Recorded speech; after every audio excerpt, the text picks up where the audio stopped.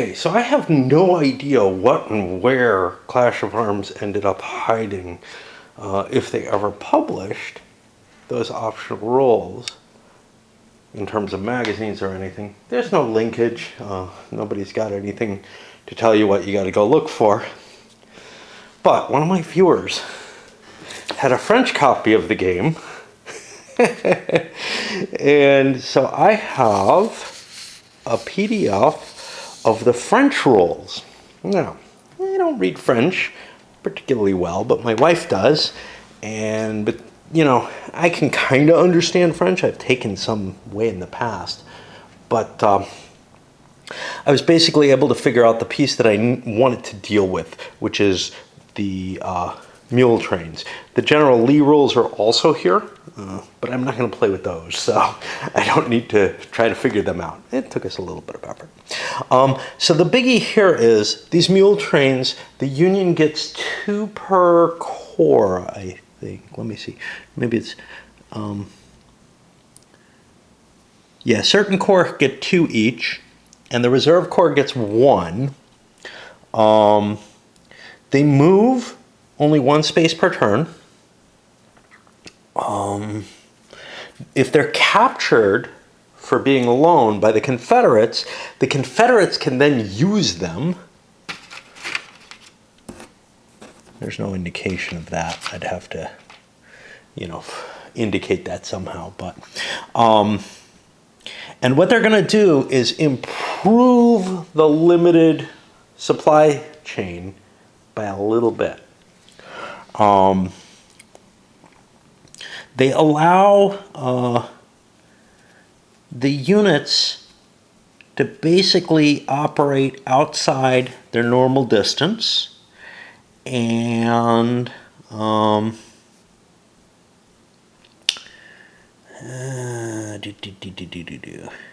trying to see what this is. Where do I got this? Okay, they can't supply while they're moving,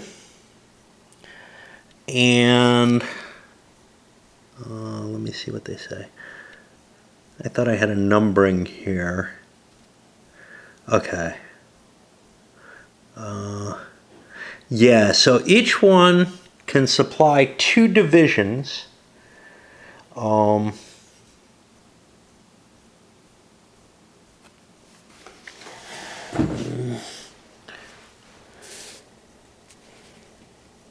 Artillery counts as brigades of infantry.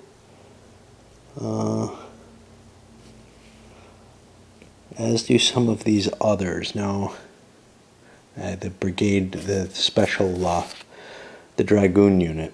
I think probably it's 2 brigades to a division, because that's used elsewhere, but that's not specified as far as I can tell. But again,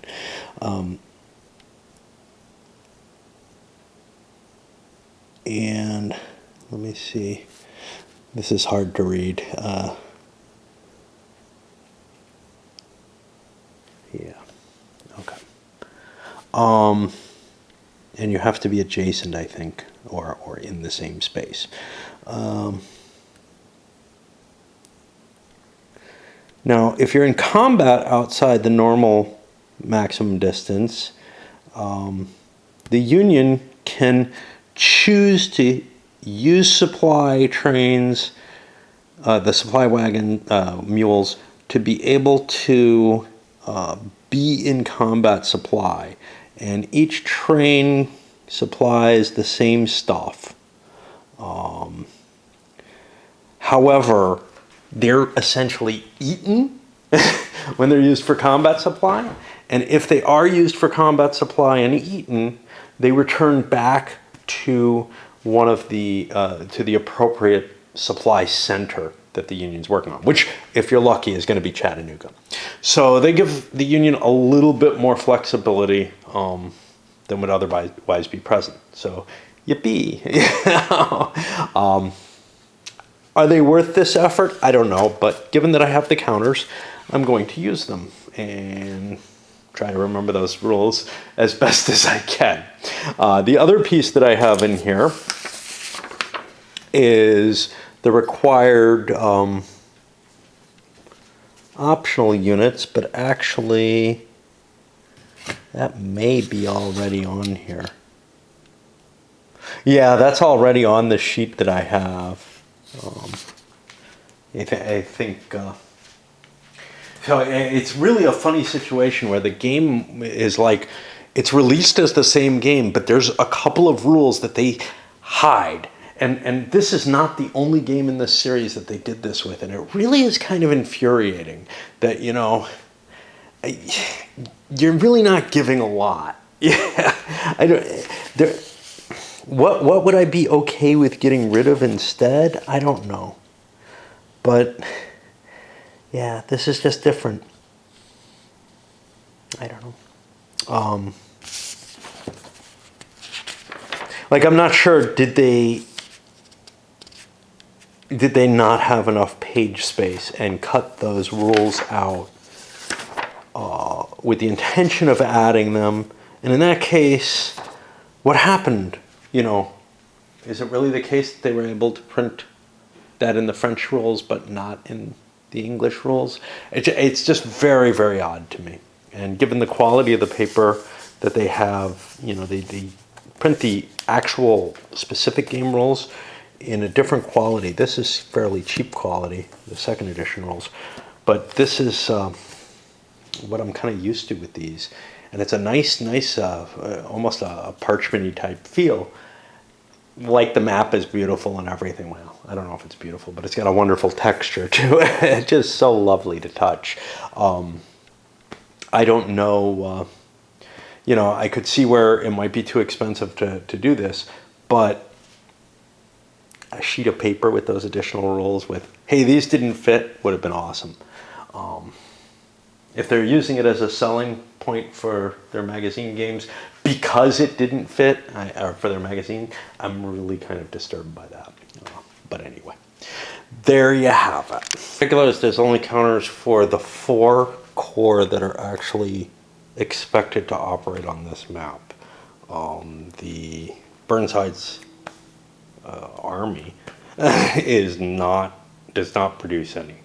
So that's kind of cool because these spaces are too large anyway. Other things, they could have taken out the historical context on the mules. Yeah, it's real interesting. As there's a lot of historical commentary, and I love that about this series. But, you know, if you're gonna cut something, that's kind of what I'd see as, hey, can you cut that by 500 words or something like that? We need this much space. Of course, those kind of decisions may be very difficult to make, and it may have been easier to make it in the translated copy at a later point, you know. To say, looking at the situation, I'm just in this, oh my God, what do I do? You know, games with hexes, certainly the tactical stuff, I almost always have a better feel.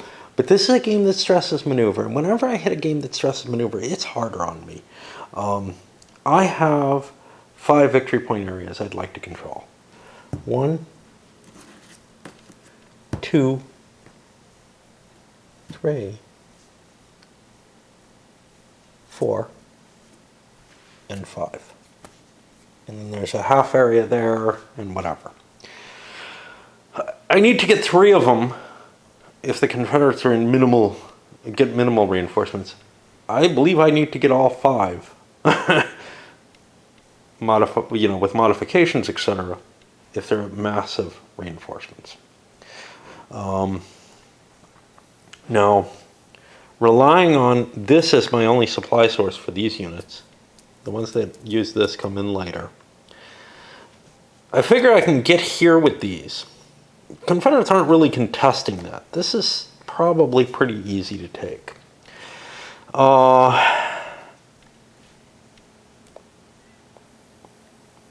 I'm having trouble telling what's rough and what's not. Like, this is really obviously rough. I think these mixed things are going to be the defensible terrain. Anything that's all green is going to be rough. Again, it's not at all clear from that key. It never is in this series. I really wish they'd print the key somewhere on the map or something, or in a color format that I can read.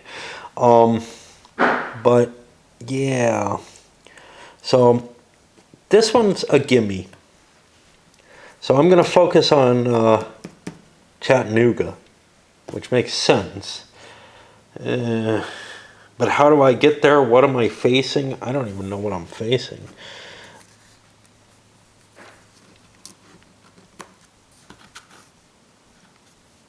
A few divisions. With the rifle pits. But the truth is, once I get Chattanooga, that becomes my supply source. And then I have the capability of continuing to push forward. So I don't think anything tricky is going to work here. I think this army, this corps is in charge of taking this. These guys are in charge of taking Chattanooga and moving their way down Ringgold and Rome. I feel like Burnsides has a pretty easy job, except he has a question. Does he want to screw with the Cumberland Gap? Again, I don't know. Let's see what the weather is. We play with the troop density table. I forgot about that. So the weather, +1 on turns 1 through 5. 4, it's clear, we don't need anything. And we roll for Burnsides. 5 or 6, I get to use him. Nope. Okay, well that's cool. I get to ignore the question of whether I want to go for Cumberland Gap. Remember, it's worth sort of a half a victory point, I think. But it keeps you from that direct movement to cut off the supply line for the forces there. Quick thing to look at, there's a fair amount of rough terrain. I'm going to say the all green is rough terrain, and that's what they mean, because they show it kind of dark here. And I've been doing by the patterns, but I think it's the mixed is defensible. All pale green is clear, and all dark green is rough. And that's a lot easier on my brain than anything else, and that's kind of where I'm heading with it. But you can't force march through rough terrain. You can't force march when you're crossing a major river. There's not a lot of opportunity for me to increase my movement here, which is weird. Again, this is a game system that's about maneuvering, but there's really not a whole hell of a lot I can do. So, I mean, I'll definitely fling my cav forward.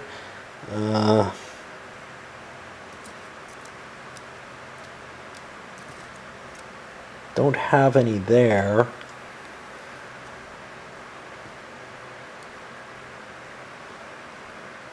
So I don't know I'm going to use any of these. I'm going to keep these over here for access. The infantry, is there anything exciting? I'm not going to want to go here with these guys. So I'm just not going to do anything fancy at all. This counts as cav. I can move that. Fine.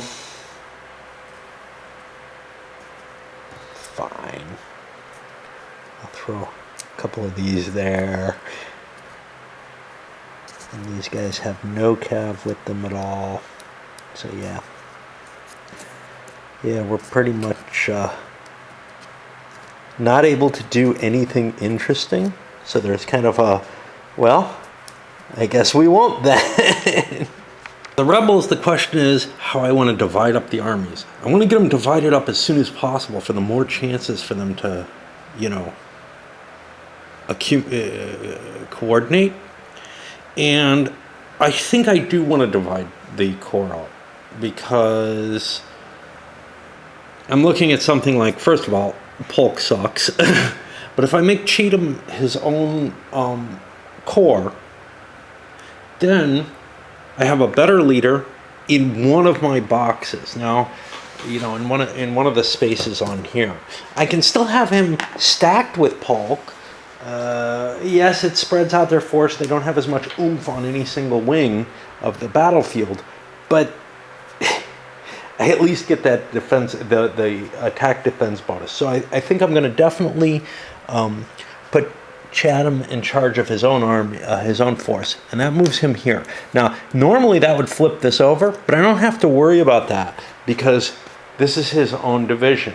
Now, that might be a reason to leave him with Polk, because if, and this is where I'm kind of debating it all, if I want to release him later, I can. Hinman doesn't have a marker. My other commander is Hill. He has Cleburne and Stewart. I could release one of them, and that might be a good idea. That would actually improve my command situation. Now, obviously, Cleburne's going to kick ass, and Stewart is about equal to D.H. Hill. But where are they going to end up? What's my defensive line? Part of me says, you know, I could throw it up here, or I could put it on Lookout Mountain. That's a good location for me to try to defend Chattanooga. It's rough. I defend the river line, but I can't force march to Lookout Mountain, but I think I can actually force march to this Wauhatchie. Does that really buy me anything? I mean, it would fatigue me maybe. So I don't know. I don't know if it actually does.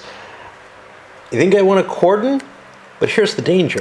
If I start letting this go by and move up to defend up here, I'm opening up the possibility for Rosecrans to outflank me. We know Rosecrans likes to do a lot of maneuvering. So I proceeded to keep some legitimate units in these two spaces so I could entrench. All of Polk. Wait, am I lying?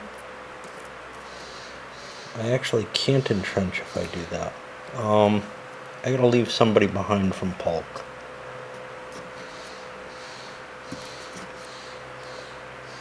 I'll leave Hinman behind from Polk so that I can entrench.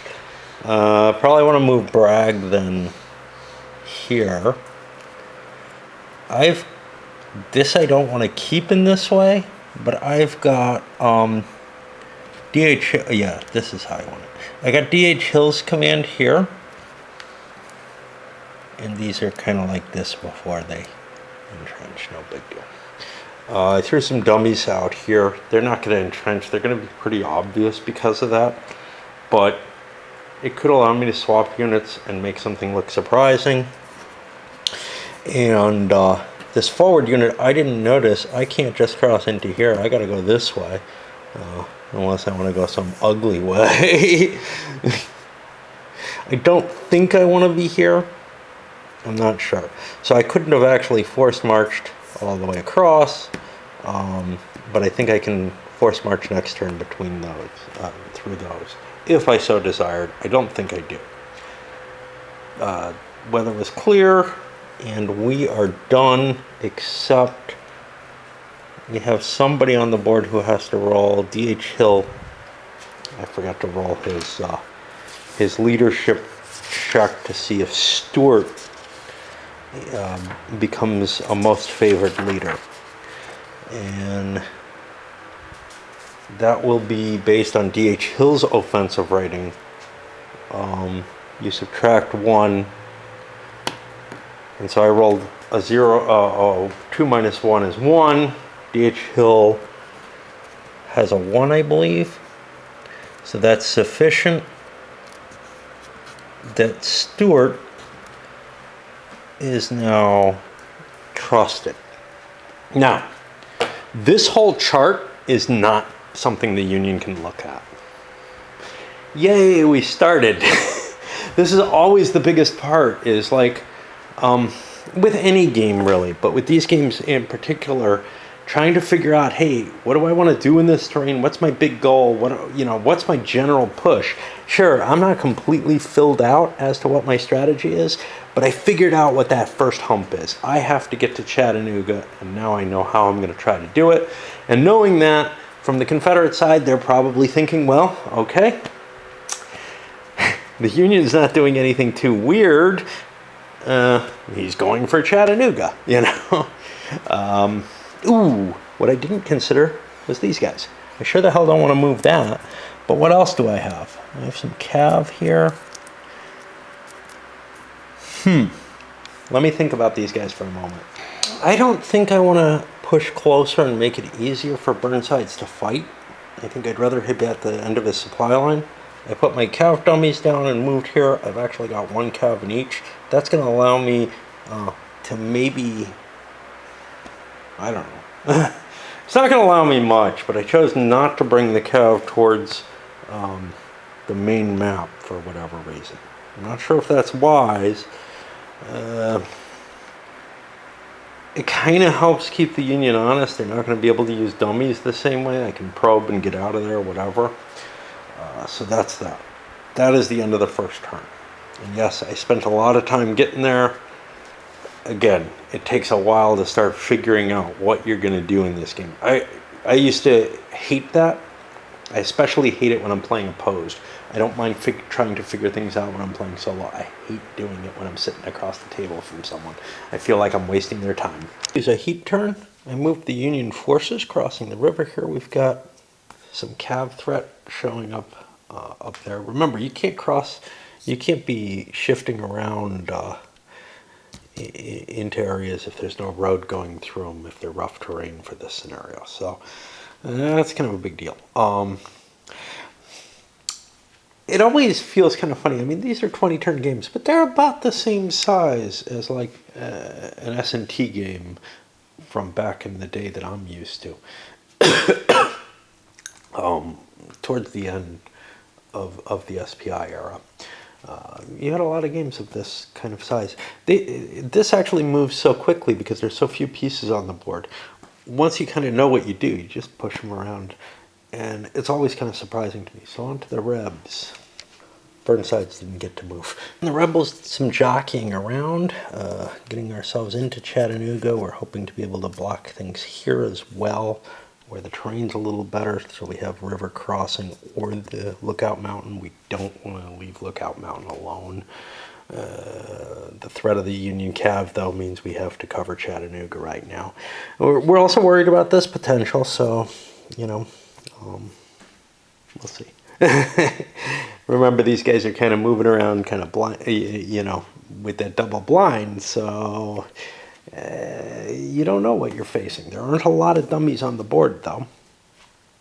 Over here, we have the Cav creating sort of a cloud around there, and we're not sure what's happening, but one thing is this could come onto the board at this point. I'm still not playing this game yet, but we got another Union Corps into play. I mean, I could do something clever and send some forces this way, too. Let's do that. I guess.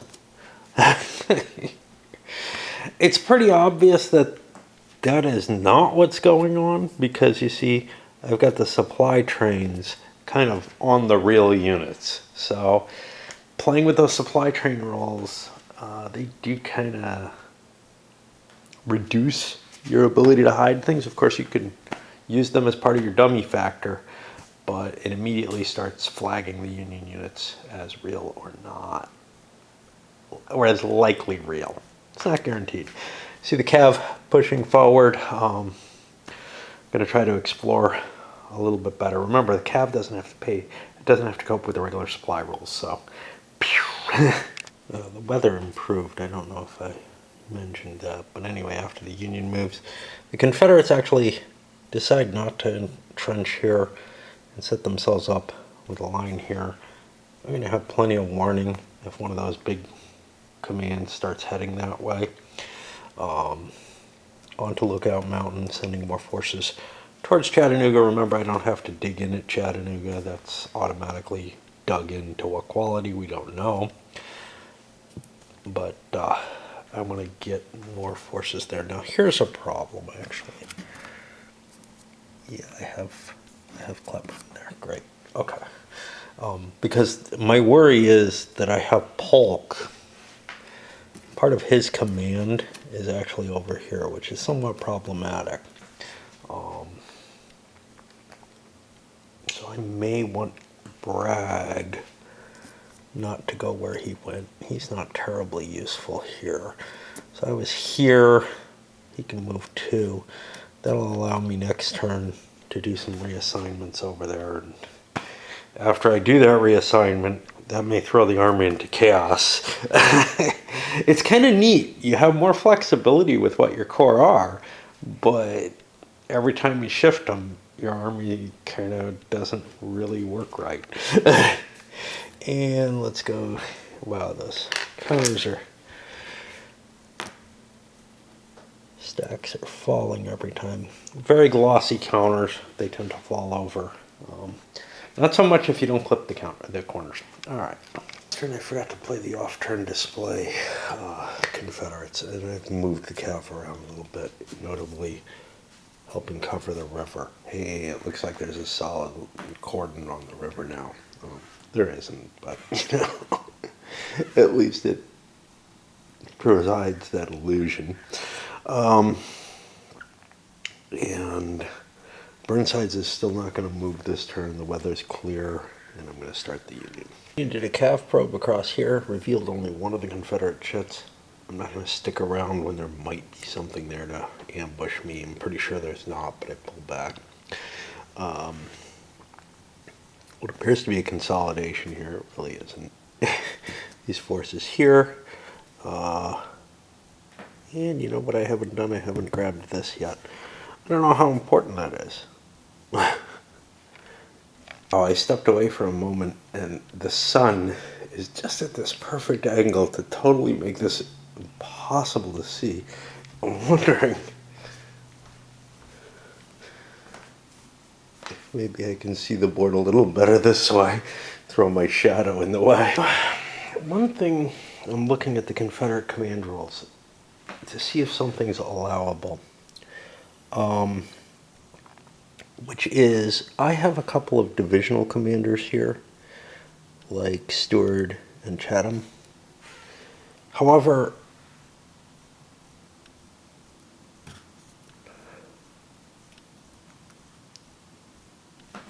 they have, with divisions, you'd assume they're with their division. Now, if you've played any of the CWB games, you know that sometimes those higher ranking officers can run off and go communicate with their commander-in-chief. So the question here is, there's nothing in the rules that says you can't promote a divisional commander outside of where there are, except for the officer and the divisions to be reassigned must be in the same area. There's no real statement, though, of where you are if you're in the pool of corps officers, which I assume you're kind of with the commander, but if you're in the pool of senior division officers, I feel like you should be with your division, and that you should only be able to be given a command if you're in your divisional space. But it's not specified in the rules. It's what I'm going to do, because what I'm going to end up doing is taking Stewart away from D.H. Hill. I kind of jumped the gun here by moving some pieces. But if I take Stewart away from D.H. Hill and give him his own division, I can give D.H. Hill the Hinman division. But there are problems with that. Not major ones. But yeah, the key here is I've got Hinman, who's under Polk. Polk is over here. I don't really want anybody under Polk, but and I want to promote. I want to be able to get a commander in each space here. By the way, I have. I don't know if you can see a damn thing here. Let me shift over to where I can see barely. I've decided to swap one of my dummy infantry off board, and now I have cav in both these spaces to lead to a nasty surprise. Those are Forest's cav, and they're pretty good. I might be able to do some damage to the Union cav, and if I can get the cav advantage overall, neat things happen. Hey, wish I had Morgan, right? But yeah, the swapping out here I think is going to be more complicated, because I'm not just allowing Stuart to take over Hindman's division. You know, there are advantages to doing it either way.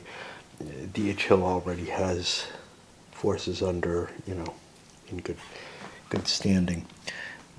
But there appears to be a river connection here, so I've got to be careful everywhere. I'm going to call this the end of the turn. The Confederates have done a little swapping around. The Union's getting close to Lookout Mountain. I got to be careful of my supply line. Remember, I can only go through spaces I've moved through, which means 1, 2, 3, I don't know which one, but 5 spaces. I'm at a close to my supply line limits there.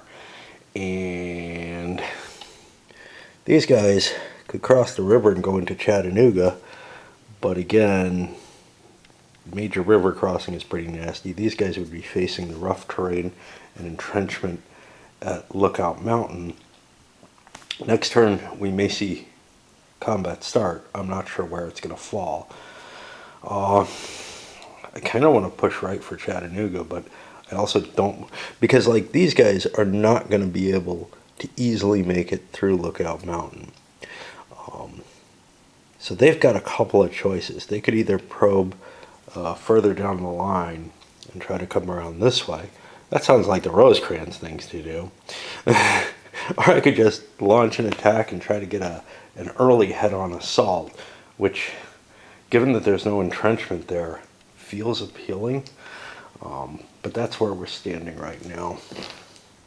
And I think it's about time for me to start work. All right, starting August 25th and 26th turn, 2-day turns. I feel like that's the right size for this. I don't know why. Maybe because most of them are. I'm looking at the Union forces. I may try something with the Cav. I don't really think crossing the river with Crittenden looks like a great move. I'm not sure yet. I may try it. Because, hey, I get to rush something there. But more worrisome is Thomas here, who, unfortunately, I had his counter over here, which just, that's the kind of error I completely just fixed. So, he either has to bust through Lookout Mountain, if he wants to go through, or go around, and it's not just like this. He would have to come down this far and cut up. Now, that's clearly out of supply, but he does have the Mule Train. I don't think I want to do that. The question, of course, is, do I want to launch an attack against an entrenched position in the rough? And this is probably entrenched as well. I really don't like this. And I know Rosecrans is probably pulling his hair out with the thought of it. So I'm just not sure. There's no easy way to circumvent this just by maneuvering around the line. So I think what's going to happen here is the Union Cav just ran into one of Forrest's nice Cav, and that they're going to force him to a combat. It's not optimal, but I think it's the best, and I should have a fording marker on those guys. They're not able to get away. So I'll look up and figure out how that works. That means I don't have an easy route this way. Not that it would be that easy. 1, 2. I mean, I could go from here to there, but we know that's not good. 1, 2, 3, 4, 5, 6. Again, I would have to rely on supply wagons to the pack mules to get an attack off. But if I could get the outflank, that would be cool. But already I'm seeing, hey, they've got real troops, at least Cav over there, and that can buy them some time. I was kind of hoping that would be empty, I think I have to just launch the attack. Now, if I have to just launch the attack on here, maybe I wait until the reserves come up. The difficulty? Confederate troops start coming in. I'd like to get the hurry on, but yeah, I don't know. This is going in. We'll see how that resolves. But right now, the cavalry, the attack against these fording cavalry. Oh shit! I miscalculated. I think I got it right. So it's really complicated to balance all the things, especially when you're not really familiar with it. So this has a strength of 4, this has a strength of 5, but this is halved for fording to 2.5. So we were on the 1-to-1 here. The Confederates chose to assault, the Union chose to withdraw, thinking things would go well for that. That's fine, but I did not count that 2.5. The Union actually only does a hit on a 1 or a 2. Okay, so I got things right. I just missed that. I was going on this chart for the Union instead of this one. The Confederates were way over here because of the assault and because of column shift for the better cap. Confederates ended up taking 2 hits. The Union takes 1, and they fall back. I think all units are actually revealed, but that doesn't really make much difference at this point. And nobody's ineffective or anything. The CSA, I think it's to keep that combat marker if it matters. And our chits are gone. There are 2 rounds of combat in this game. The last one we played, there was only 1 round of combat in any battle. And now on to the U.S. attack by Tom. The Confederates are all stacked under 1 stack. I don't know who's there. It's Polk, but I don't know that for sure. Which may mean Thomas may not be of much value on offense. However, so here's the thing. I have a big Union unit here. The whole corps together is worth 1428 plus 2 artillery, which is probably going to be worth 4 points unless I only do a diversionary attack. So if I've got like 28 points, that's way off the chart here. I can probably get more hits in running here, although it's not guaranteed. You know, it looks like it slightly improves my odds, but it decreases the impact here. So I think what I'm going to do is I'm going to put everybody in 1 unit to try to improve my odds here of taking less damage. In both cases, well, no, in this case we get a shift of the odds because of the rough terrain. I don't think that happens. Yeah, that doesn't happen on the fire combat table. So, you know, again, I'm making the trade-off, trying to make things less bad here. I'm not expecting to get much more than 1-to-1. What does that mean I want for my intensity? And I can tell you what the Confederates are doing. They're going to just stand. I definitely don't want to counterattack, and I don't want to leave the battlefield. So I can pretty much count on the Confederates standing. If they don't, I get a victory one way or another. Oh, shut up, you bitchy. So if I'm looking at 2-to-1, I'm probably going down to 1-to-1. 2 is going to give me that. I actually want to increase the value, but I've got a shift against me. Right. Yeah, I'm probably at 2-to-1 shifted down to 1-to-1. So I want to go hard. I'm going to assault with all my units in 1 stack. Can I? Yes, because I am in command via the roads back to my general. And I've got my brigade commander. I'm in supply. Everything's good. These guys should have moved here. I don't want to... I don't know if they can retreat. I didn't look at that in the rolls. Yeah, so I'm going to put everybody in here. And I was using paper and pen last time I played this. So we're looking at 28 strength points. We'll just do this one out. 2. Okay. More than 28. 28 plus 4 is 32 to 10 plus 6 is 16. So I've got 2 to 1 that drops down to 1 to 1. More or less what I predicted. We've got assault versus stand, which puts us at 3, so both sides take 1 hit. I don't actually record these yet. Remember, the first hit doesn't affect them. That's the problem here. Now, we go down to here, and because I don't have 2 groups firing on this, I get less of an advantage.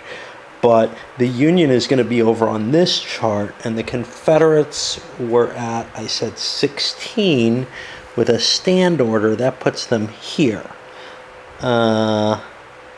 This is the chart where the leadership bonus comes. That would give me a column shift in my favor offensively, which again, I don't get because I'm at the edge of the chart.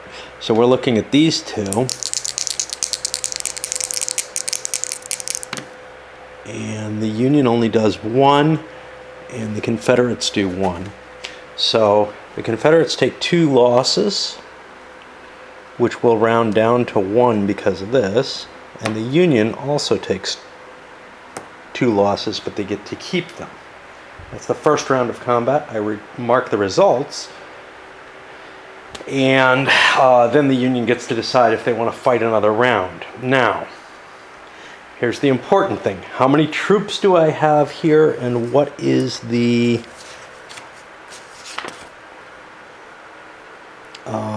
troop density table? This is rough terrain, 14. That's not strength points. That's not effective strength points. That's actual strength points. So the fact that the Confederacy only has now 11 strength points after this round means I could keep moving if the Confederates don't push more troops in there. They might have to shift their entire line down, but they shift their entire line down, and maybe Rosecrans is going to, and it looks like it because he brought his supply wagons with him, is going to be able to turn my flank. That's a troubling situation. So the question there becomes, does Thomas just sit here and say, you know, I did my thing, now it's up to you guys, but I have this marker, I will be able to leave. Now, under the base rules, he'd just be able to keep marching into Chattanooga. That undermines the defenses way too much for my taste. I definitely like the optional troop density rules, even though they add another layer of this all kind of crap to balance in your head. All right, I will resolve the damage that was taken and make my decisions whether there's another round. I forgot something when I withdrew the Union Cav.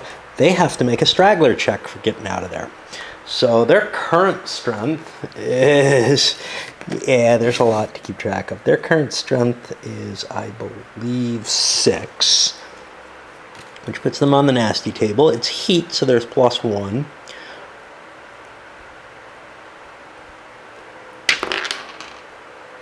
They are taking a straggler as well. And I have to mark that with a straggler marker to indicate they're penalized for next turn on the straggler table. What I forgot to mention there is this is per unit. I rolled again for the other unit. Both of them took a straggler loss. I've got their circles here. I really should have them to the right. Nobody has lost effectiveness yet, but they're getting close. I can't reorganize my wings, so I'm stuck with this same formation, setup, both hitting in the center with massive amounts. The numbers do not really help the Union, but destroying some of the Confederate troops makes it easier to get through. The problem is it doesn't take a lot to shift over, and they have to shift something to do something. I'm only going to fight a second round if I roll a 1.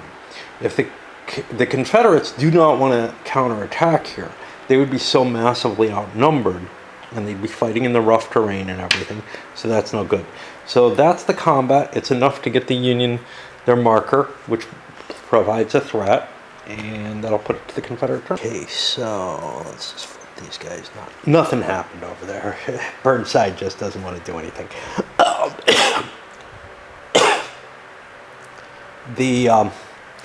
The Confederates have swept their cav across to deal with these straggling cav. Maybe we don't want to do that. Maybe we don't want to cross the river and fight. Maybe we do. I'm all for it. If I committed the cav heavily, I might as well do this, but there's some risk to this. Over here, there was some shifting of forces. In particular, I brought Stuart out to command to command D.H. Hill's, to command his division instead of D.H. Hill. Hill has taken over Hinman's division, which I get to make a roll. I don't know what D.H. Hill's value is, or where he is.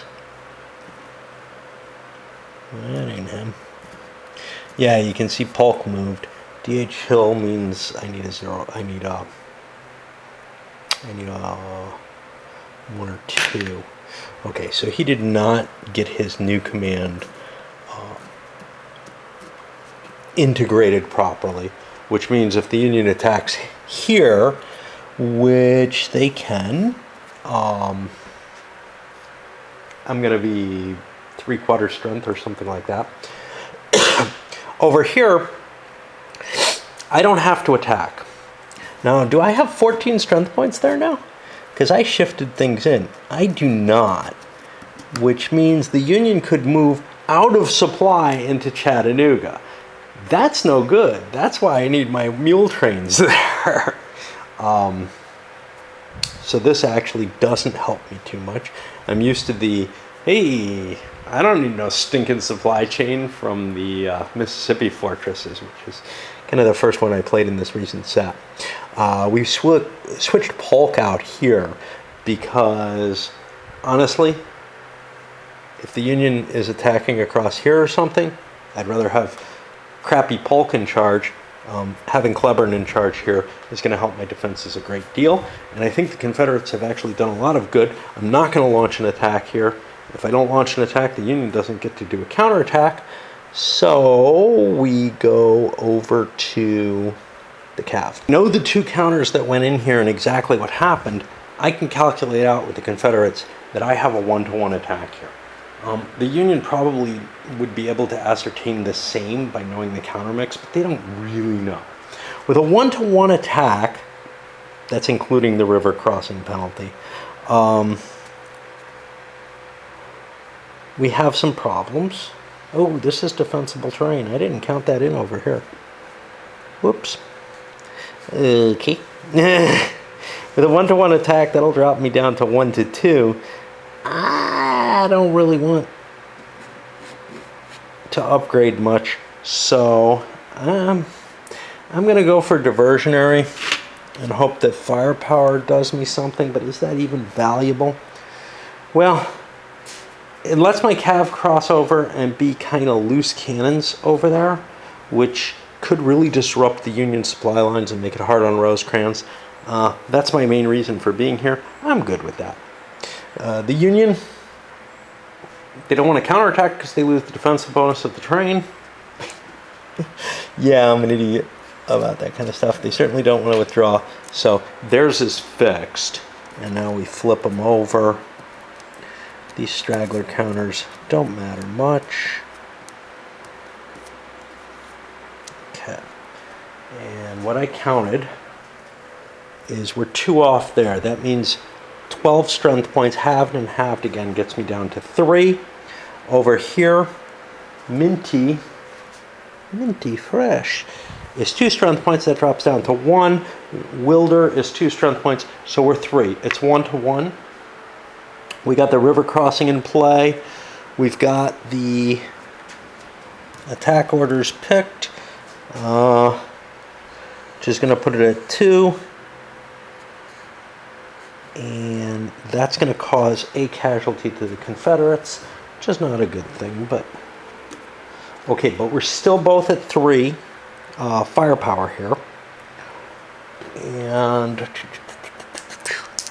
we have 2 shifts in our favor for the Confederates. Now they're on the diversion table, so they're going to be here and the Union's going to be there. This is not good. I was hoping for something better than this. But the Confederates do a damage to the Union. The Union does not damage the Confederates. So we come out of it pretty fair. Let me record the losses. I will come back if and only if somebody's going to counter it, somebody's going to launch an attack. I think the Confederates just wanted to get themselves over on the side. They certainly don't want to fight again. And now, so here's what's weird. Little bits of this green, you know, there's little bits of that green everywhere. I don't know if this was defensive terrain. So if this was not defensive terrain, what did that mean? It meant nothing. Okay, good enough. But I could have increased the brutality of the combat knowing that. Too bad I didn't. Again, determining what's what in this game is almost impossible, but almost every one of these clears has a little bit of green in it for some reason, just to confuse me. And then there's these half and half kind of things, and then there's these. And that I think is the terrain types. You can't tell from the terrain key, though, what they're describing. Juggling act that is combat in this game has me so brain harmed at this point. You know, I did 3 of them, man, that I need a break, which is fine. You know, most of the turns don't have big combats in them, but doing it for the first time, there were a lot of rules lookups. It's a weird system to get used to. And even though I played it just a couple months ago and played like one game in between, it was a long game. I'm really just, you know, fatigued by facing that combat system. I like it. I like the game as a whole. It's just, man, it taxes you to fight a combat in it. It's kind of like, you know, fighting out the naval combats in WIF or in even more so in the big ones in World at War or something along that line. You've got so many things, but this may be the hardest of all because you're just juggling all these values to make your decisions, and you probably actually know quite a bit about your enemy in most cases. So for example, the Confederates know exactly what the Union has here. They just faced it. The Union has no clue what the Confederates have because they had the opportunity to move their units around. I thought I was being all clever, but because the Union has moved through this space, I can actually trace supply through that. We got rainy weather now, which is highly unlikely. It's a 1 in 6 chance, and couldn't have happened in the first few turns of the game. And it's a little worse than the heat, but not terribly. And Burnside's is still not moving, but I think this means that Thomas can push through right to Chattanooga. And Thomas figures he can launch his attack from 2 different wings. Remember, he has a large enough force to go off the chart. Over here, it turns out there were 2 gun pits there, but the Confederates are only using one of them. Probably be pulling forces back, trying to defend Chattanooga, I would guess, but we'll see. Of combat didn't go well for the Union particularly because of the gun pit. Basically, they broke even, but they're 1 loss down. Now, if they do another round of combat, they face the gun pit again, you know, which reduces the loss again. But I think I have to attrition the Confederate Army to get it out of Chattanooga. I'm not absolutely certain, but you see, I started entrenching over here. You know, I'm effectively on the offensive, but and pulled my cav back. I do have another unit coming. Of course, the Confederates have their forces at Lookout Mountain. This is sort of my best turn to get an attack in, I think. How this system works, and I screwed up and gave the Union a casualty on these guys that they aren't due. If the Confederates fire at the center wing, they can't fire at the left wing as well. And this is the bonus of the outflanking. And I just forgot about that, even though I knew it was a good thing. I didn't remember why it was so good. So actually, they took equal losses on the first round, and on the second round, the Confederates took a loss and the Union did not, because these guys didn't get hit. So The Confederates are running down, I don't know, somewhere around 11 strength points on their force. Plus, the Union has the mobility option here, as long as the Confederates don't beef this up, which they probably will. Unexpected. Confederate reinforcements show up right at Chattanooga or in Ringgold. Hey, why not? Yeah, so that's going to be Breckinridge, which is kind of cool. I don't know if I get to roll. I think I get to roll for him right away. I'm not sure when reinforcements show up. Well, I could launch an attack against the Union 14th Corps here. I've swapped Cleburne down here and put Polk over here. But I didn't get Breckinridge's thing. I didn't check the roll. I made the roll, figured I'd look if I needed to, and Hill's not any better. I am keeping this line. If the Union wants to go trying to skirt around, I'll deal with that. And the Cav probed way up here and found itself nothing, which is not quite what I expected, but anyway. I'm not sure if I wanted to find the enemy Cav or not, or if I just wanted to clear those things. This is kind of interesting because if I run this sucker back here, the Union's in trouble. And you can't let enemy Cav go charging about. We also have something snuck out of Knoxville here. I figure if Burnside's not going to move, screw him, man. All right. Might be back up for another one later. This looks like there's a lot of Union troops. This is when the other force comes in down here, and that's going to cause serious risk to the Confederates because 1, 2, 3, 4, 5, they can come up around this way. I can't hold Chattanooga forever, but I got enough there that I'm kind of delaying Rosecrans for a little bit. I'm very much trying to be Rosecrans here. I've got a new corps coming in along with some Cav, and they kind of are doing the obvious. However, outside of that, forces breaking off up here, putting a threat on this direction. With the wagon train with them, they can remain in supply. Supply mules with them. They can remain in supply. If they go into combat, they might eat it. But if they're going into combat into here, then I can trace supply through here, I believe. 1, 2, 3, 4, 5, 6. I think that's my range. Let me make sure. Yeah.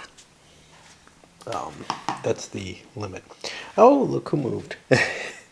Burnside's coming down to make a threat across the river. This makes things a little more difficult. It makes the question of pulling this unit through kind of iffy.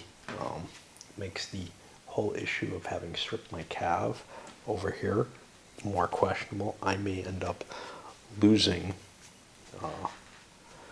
the rail connection here, which is what's important in terms of keeping in terms of getting my reinforcements in quicker, if I get a significant amount of reinforcements. But I don't know yet. I don't know until here, I think. These are some more Cav. The Union now has many, many more Cav on the board. So that's an issue overall, and the rebels are stuck over here, which is not exactly where I want to have them. We entrench in Chattanooga instead of fighting. I'm trying to be Rosecrans here. Marching up onto Lookout Mountain, I'm not going to attack. I'm going to rely on this corps to try to drive the Confederates back. Now, not causing the Confederate casualties, it may be part of the reason that Rosecrans kind of falters at the end, but I kind of want to play him, in terms of spirit. Plus, I don't really like fighting battles. They're a pain. Gotta write numbers down, and still opens up some interesting questions. First of all, the threat of Burnside's. He could get and cut my rail line in 2 turns, and I got basically nothing defending that rail line. Can I defend it? Not really. I mean, it's really a matter of can you get there. You'd have to throw so much of your army in there to defend it. Given that, I might actually want to just leave. Yes, it's only one division defending Knoxville. Yes, it's entrenched and it would cause problems. And that's a victory point, and maybe I can prevent him from taking it. But not if he can get there. The other side of things, over here, I've got the Cav. Hey, they're in a position where they could get close to striking range, a few turns away. Now, the Union can throw its Cav up into there. I don't think that's workable.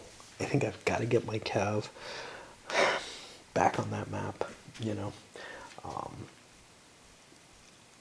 Maybe not, but it has to support my army. It can't be doing this deep raid. So they're going to push back. Now, Lookout Mountain's kind of an interesting situation. I could probably hold this pretty well. There's a reason the Union didn't attack. I'm entrenched in good terrain. Here's the problem. There's no way out. If this unit covers to here, I may be in a position where I've got nowhere I can go if Chattanooga falls. So I'm beginning to feel like I got to get out of there. Do I have to do it this turn? Well, I got no crossing here either. So, you know, is Chattanooga safe? Is it going to hold? Yeah, I think so. And I think I can stay on Lookout Mountain and prevent the Union from consolidating forces. Of course, if the Union does consolidate enough forces, they have a chance that they have the army collapse from it. It's a one-time thing, but yeah, it would get in my way. Don't know what I'm going to do. Actually stay the same up there. Over here, shifting some things around, including pulling that garrison back for better defenses of Knoxville. The Cumberland Gap, yeah, it's worth a half victory point. If the Union wants to go run off and do that, that'll strip more forces away from the Knoxville situation. I see no reason to remain up there. I am allowed to fall back from it, but now I'm no longer in supply, so I gotta draw my supply off here. We got a couple Cav units that I forgot to mention, trying to get themselves into the line. There's the Cav up there, and this is not a bad place to load up. I'm probably not going to want to play another one tonight, so yeah, we're close to halfway if you count all that. Well, yeah, I did the rules introduction on another one because there was, I can't believe it, an hour's worth of specific rules to explain here, or at least an hour worth of my chatter. Let's send this up.